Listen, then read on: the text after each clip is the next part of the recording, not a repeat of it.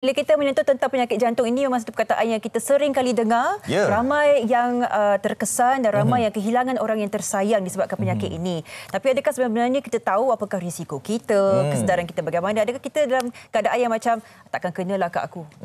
Itu adalah pendekatan yang paling salah sebenarnya. Takkan kena ke aku sebab aku muda lagi, sebab aku tidak berokok. Itu antara perkataan-perkataan yang keluarlah daripada mulut orang-orang ni sebenarnya. Tapi kita nak bawakan hari ini bersepeda dengan Hari Jantung Sedunia yang disambut pada 29 September setiap tahun. Jadi kami bawakan khas untuk anda semua berkaitan dengan permasalahan jantung lah. Jadi pada hari ini kita nak bercakap tentang penyakit jantung koronari. Jadi untuk itu kita terus saja nak kenalkan kepada anda semua bersama dengan saya di kiri saya sekarang ini Dr. Haizal Harun Kamar, pakar kardiologi. Terima kasih doktor. Terima kasih datang. Dan di hujung sana kita bersama dengan Encik Muhammad Idrus Din, salah seorang pesakit yang alhamdulillah survivor. Alhamdulillah. Dah kembali sihat. Okey, mungkin sebagai pengenalannya kita mulakan dengan Dr. Haizal dulu. Apakah sebenarnya kita perlu faham tentang penyakit jantung coronary ni? Perbezaan dia apa dengan penyakit jantung biasa? Biasa orang sebut jantung biasa kan? Yalah, penyakit jantung ni terima kasih Sofia dengan Fazli. Terima kasih mengundang kami. Penyakit jantung ni adalah pembunuh nombor satu bukan saja di Malaysia tapi di dunia. Dan di Malaysia ni bukan saja pembunuh nombor satu untuk kaum lelaki, tapi juga pembunuh nombor satu untuk kaum wanita. Kita ada statistik ya. Dan kenapa kita kata penyakit jantung coronary? Dan jantung ni kalau dia terletak di tengah dada tengah dada, dan di atas permukaan jantung ni terdapat pembuluh darah atau saluran darah. Ada tiga yang utamalah, kanan satu, depan satu, belakang satu. Sebab dia macam shape macam tu kan, ni katalah di kepala kan. Ini adalah arteri macam crown. So dia panggil coronary. So ni arteri atau pembuluh darah dia panggil pembuluh darah coronary. Jadi kalau penyakit jantung coronary itu adalah penyakit jantung disebabkan pembuluh darah itu tersumbat akibat daripada plak yang katalah ini pembuluh darah kan. Pas kita lahir dia clear macam ni kan, dia jelas bersih ini. Dan kemudian mungkin bertahun-tahun kita mungkin gaya hidup tidak elok, pemakanan tidak elok. Seterusnya dia ada penyumbatan. Penyumbatan macam inilah plak kita panggil kan, kolesterol plak. Dan kemudian kalau ini terjadi semasa serangan jantung, pembuluh darah itu tersumbat secara 100% lah. Jadi penyakit jantung koronari ini adalah penyakit jantung yang utamalah. Antara lain tu yang penyakit jantung yang lain tu macam penyakit injap jantung, otot jantung, selaput jantung, ritma jantung dan sebagainya. Tapi tadi saya tertarik juga apa yang doktor, sebelum kita bersama dengan Cik Idrus, tadi doktor tunjuk tadi, ini pada permulaannya kan. Zoom sikit kamera kau. Mana kamera? Ini permulaannya. Di lahir. Selepas tu jadi macam ni. Kat dalam tu dah nampak sikit plak-plak kan. Ni makin lama makin banyak. Dan ini yang dah pun diselaputi dengan plak-plak ni. Jadi kita nak tanyalah doktor. Kita tahu bahawa kalau sakit jantung ni ada simptom-simptomnya. Kan? Ada simptom-simptomnya. Ada orang cakap sakit dada, kebas dan sebagainya. Kalau dilihat di segi fasa-fasa apa yang ada dekat depan saya ni, contohlah yang ni. Sikit saja ni. Ini fasa nombor 2 ni. Pertengahan ni. Ada tak macam perbezaan fasa-fasa tu dan juga simptom-simptomnya doktor? Selalunya kalau setakat daripada plak ni kan, kalau kurang daripada 50% memang tidak ada simptom. Selalunya kurang daripada 70% pun tak ada simptom. Selalunya kalau penyumbatan tu dalam 70% ke atas, 75, 80, 90 tu selalunya ada simptom. Apakah simptomnya? Macam saya katakan tadi, jantung tu terletak di tengah dada. Ramai orang ingat fikir sebelah kiri kan. Dia sebenarnya kat tengah, tapi pasal dia muncung di apex ke kiri. Jadi kadang-kadang tu rasanya selebih ke kiri. Mesej pegang ini. Jadi macam nilah. Jadi jantung kita macam ni. Jadi ramai yang bila terasa sakit dada, Allah ini sakit dada ni angin kot, acid reflux kot, orang kata GERD kan. Ya mungkin daripada 10 kali itu mungkin 8 atau 9 kali itu mungkin GERD, tapi 1 atau 2 itu mungkin jantung. Jadi yang sakit tu di bahagian dekat dada, dia akan kadang-kadang merebak ke bahagian leher dan juga akan merebak ke bahagian lengan. Selalunya lengan kiri lah, tangan kita akan kebas, kita akan rasa kadang merebak sampai ke rahang pun ada. Dan kita berpeluh-peluh, orang kata keringat dingin kan. Dan terasa macam pusing pun ada, rasa macam pening dan susah nafas, dan sakit tu memang sakit kuat lah. Mungkin kita terus bertanya kepada Encik Idrus lah, sebagai seseorang yang survivor, pernah terkena serangan jantung dan kini punya stent dalam jantung itu sendiri, di mana kita akan menceritakan sedikit sebanyak sebentar saja lagi. Dan mungkin boleh berikan satu gambaran imbas kembali pada tahun 2016 ketika dalam mesyuarat tengah meeting ni terkena serangan jantung. Mungkin menceritakan apakah perasaan, pengalaman, apa yang dirasai ketika itu sampai dibawa ke hospital, Cik Idrus. Terima kasih, Syah Willy. Okey, macam seperti yang dimaklumkan lah, memang saya pernah kena serangan jantung. So antara penyakit jantung dan serangan jantung ni ada sikit perbezaan kan doktor So saya ni kena serangan jantung, heart attack lah. So heart attack ni especially dia macam kita tak sedar. Dalam keadaan biasa kita memang tak menyedari yang kita ada masalah jantung. Macam doktor cakap lah, dalam plaknya mungkin 50% blok, dia tak ada rasa apa-apa. Ya, betul. Tapi macam saya tu hari, saya sudah 95% blok. Oh, you serius? Bermaksud, kalau boleh saya pegang ni sikit, saya nak tunjuk. 95% Okay, dah blok. di tahap di sini, Dah kita ujung, tengok. Tahap di sini, makna saya tinggal lubang ataupun saluran tu 5% je lagi. Urat ni dia rata-rata dalam saiz 3 mm je. Dia punya urat ni lah. So kalau 95% dah blok, tinggal berapa je yang sikit sajalah yang darah tu boleh alih. So bila fungsi darah mengalir ni untuk bawa oksigen ke dalam tubuh kita lah. Jadi bila jantung ni tidak dapat oksigen yang cukup, maka jantung tu sendiri akan mengalami masalah. Seolah-olah dia nak bekerja untuk pam masuk darah ke badan semua tu, dia dah jadi lemah. Jadi dengan sebab dia dah tak dapat oksigen yang cukup, jadi dia mengganggu kerja jantung tu sendiri. Jadi dengan sebab itu kita akan rasa sakit lah. So apa yang saya rasa sakit tu hari, macam doktor cakap lah, coronary ni ada 3 main ya. Satu di depan, 2 di belakang. Saya ni dipahamkan yang blok tu di depan. So dia macam opposite tau. Kalau kita urat tu blok di depan, kita mengalami sakit belakang. Ada setengah orang sakit dada. Kebanyakan kita faham yang sakit jantung ni orang selalu tunjuk dadanya ditekan-tekan.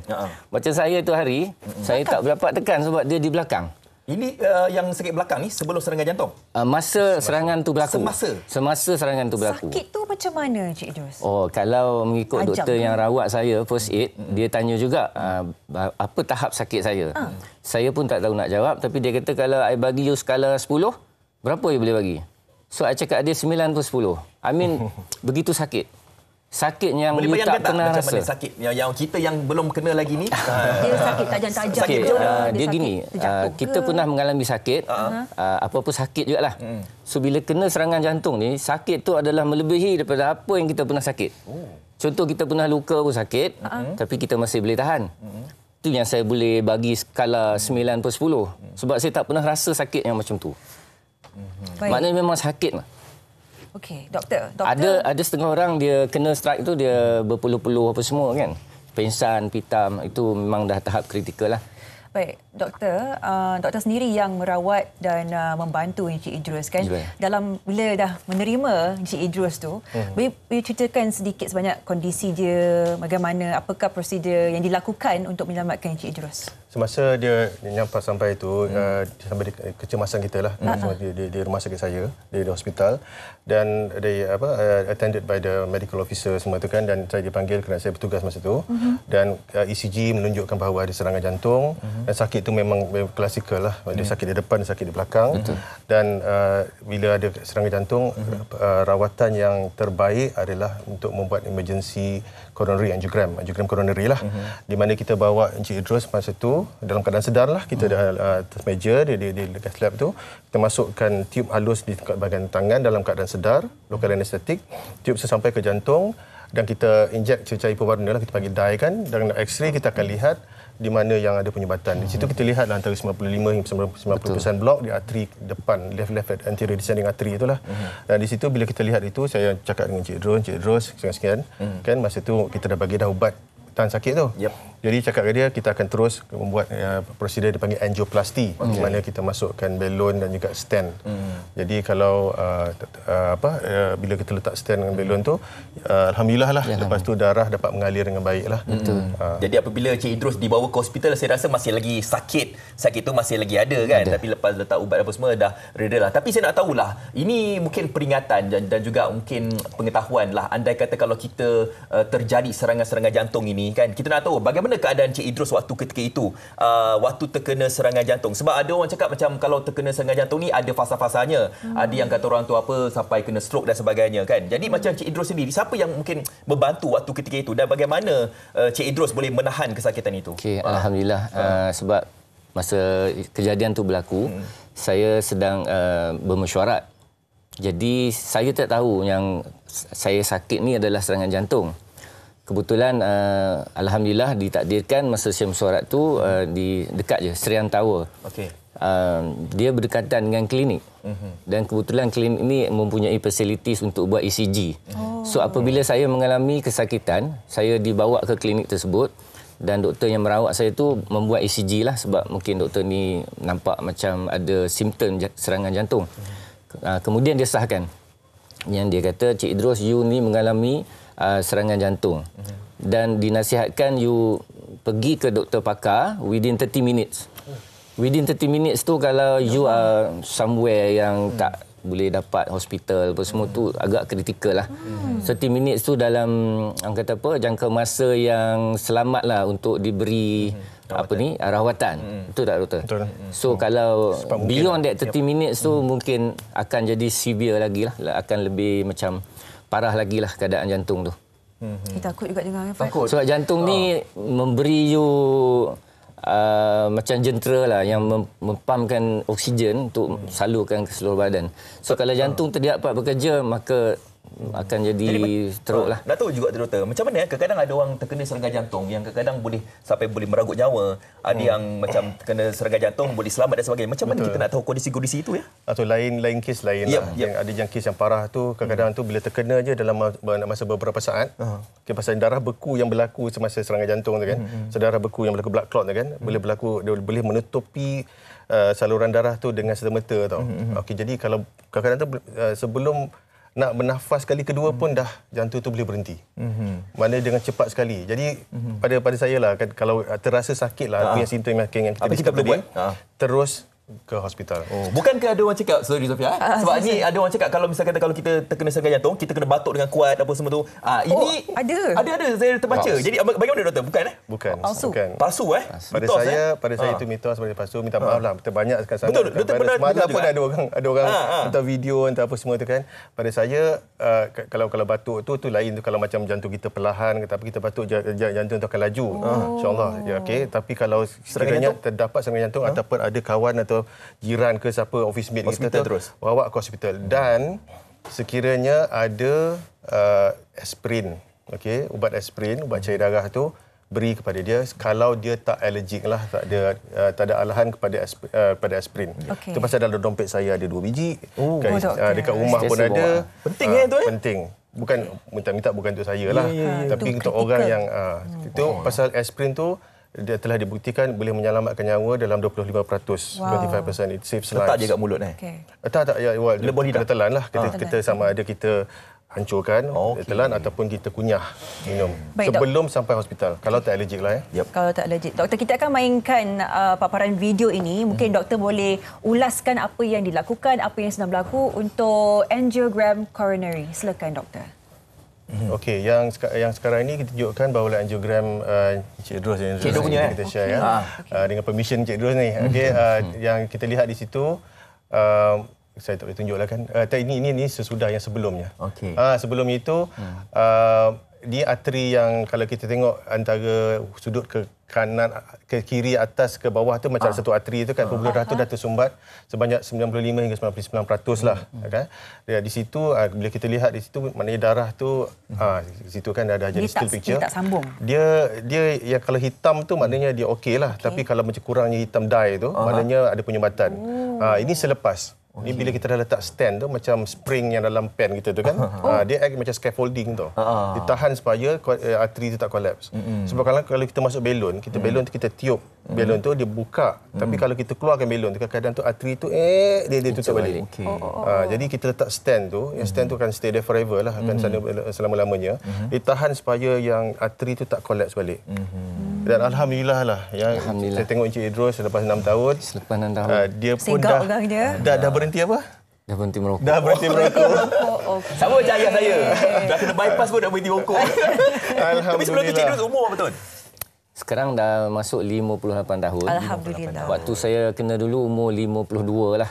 Tapi sepahaman saya lah, sakit jantung ni tidak kira umur. Ada juga yang muda-muda 20-an, 30-an, 40-an. Betul. It's actually bergantung pada kita punya lifestyle lah. Macam saya dulu mungkin salah saya lah. Saya mengaku salah sebab merokok.